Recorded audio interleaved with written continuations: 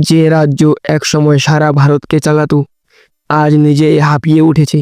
যেখান থেকে ইংরেজরা পুরো ভারত চালাতো, যেখান থেকে নেতাজি জ্বালিয়ে দিয়েছিলেন বিপ্লবের আগুন, আজ সেই পশ্চিমবঙ্গে লাখো তরুণ চাকরির খোঁজে ঘর ছাড়ে। এক সময় ভারতকে পথ দেখানো রাজ্য আজ কেন নিজেই দিগ্ভ্রান্ত। এই তো সেই বাংলা, যেখানে প্রথম ট্রেন চলল, যেখানে প্রথম বিদ্যুৎ জ্বলে উঠল, যেখানে জন্ম নিল রবীন্দ্রনাথ, বঙ্কিমচন্দ্র, নেতাজি, বিবেকানন্দের মতন মহান মহান মানুষ। কলকাতা একসময় ছিল গোটা ব্রিটিশ ভারতের রাজধানী। এখানে ছিল এশিয়ার প্রথম বিশ্ববিদ্যালয়, প্রথম হাইকোর্ট, প্রথম ইন্ডাস্ট্রিয়াল হাব। এখানে জন্ম হয়েছিল বিপ্লবের, সশস্ত্র চিন্তার, সাহসের। এটাই ছিল সোনার বাংলা। কিন্তু সেই স্বর্ণযুগ থেমে গেল 1960 থেকে 1970 সালে। পশ্চিমবঙ্গ জড়িয়ে পড়ল লাগাতার ধর্মঘট, বাম চরমপন্থা ও নকশাল আন্দোলনে। টাটা গোষ্ঠী হাল ছাড়ে, বিড়লা চলে যায় বোম্বে। বড় বড় ইন্ডাস্ট্রি উঠিয়ে নেয় অফিস। পশ্চিমবঙ্গ থেকে লগ্নি চলে গেল, আর তার বদলে ঢুকে পড়ল দলতন্ত্র, সংঘর্ষ আর স্লোগান।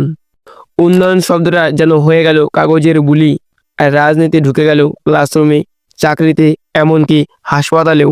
বাম আমলে বলা হলো শ্রমিকের অধিকার, আর তৃণমূল আমলে বলা হলো মামাটি মানুষ।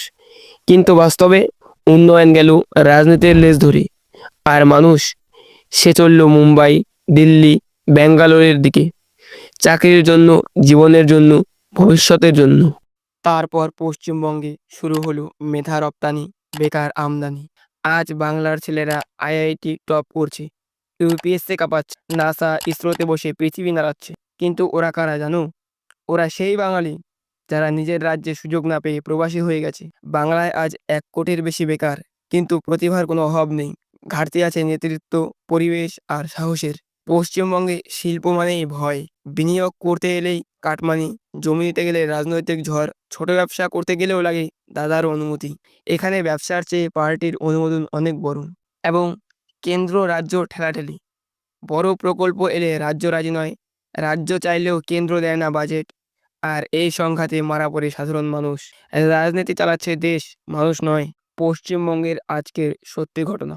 প্রতি বছর লাখ লাখ শিক্ষার্থী পাশ করে চাকরিহীন থেকে যায়। হাজার হাজার পরিবার মুম্বাই, গুজরাট, কেরালায় রোজগারের জন্য যায়। গ্রামে গ্রামে স্কুল আছে, কিন্তু চাকরি নেই। বিজনেস করতে গেলেও লাগে ভয়, সিন্ডিকেট, দাদাগিরি আর কেসের ঝামেলা তো আছেই। তবে আশা এখনও আছে। বাংলার ছেলেমেয়েরা এখন ইউটিউব, স্টার্টআপ, টেকনোলজি, গবেষণায় দুর্দান্ত করছে। শুধু দরকার একটা নেতৃত্বহীন, নিরপেক্ষ, উন্নয়ন ভিত্তিক পরিবেশ।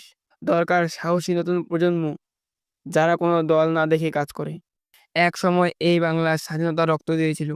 আজকের বাংলা উন্নয়নের জন্য শুধু কাঁদছে। কিন্তু কাঁদলেই চলবে না, ঘুম ভাঙাতে হবে। কারণ এই রাজ্য জেগে উঠলে এখনও গোটা দেশ জেগে উঠতে পারি। তো এতটাই ছিল আজকের ভিডিও।